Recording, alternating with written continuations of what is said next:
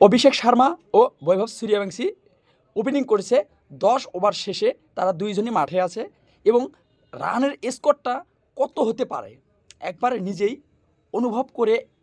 বর্তমান সময়ে ইন্ডিয়ার যে টি-20 স্কোরটা ঘোষণা করা হয়েছে, তো আয়ারল্যান্ডের বিপক্ষে যে ম্যাচটি আছে, তো আপনি একবার অনুভব করুন যে টসে জিতেছে ইন্ডিয়া, জিতে ব্যাটিংয়ের সিদ্ধান্ত নিয়েছে।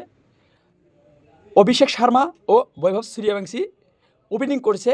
10 ওভার শেষে তারা দুইজনই মাঠে আছে এবং রানের স্কোরটা কত হতে পারে একবার নিজেই অনুভব করে কমেন্ট বক্সে অবশ্যই বলে যাবেন যে কত রান হতে পারে এই দুইজন ওপেনিং করে যদি 10 ওভার টিকে থাকে মাঠে, তাহলে রানের স্কোরটা কত দূর যেতে পারে।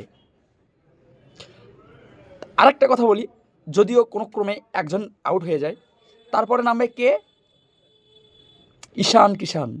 সো নামগুলো সুন্দর করে মনে রাখবেন। শুধু এই নামগুলোই বোলিংয়ের ভিতরে ভয় সৃষ্টি করার জন্য যথেষ্ট। এই নামগুলো বৈভব সূর্যবংশী, অভিষেক শর্মা, ঈশান কিষান, শ্রেয়াস আয়ার, এই নামগুলি যথেষ্ট।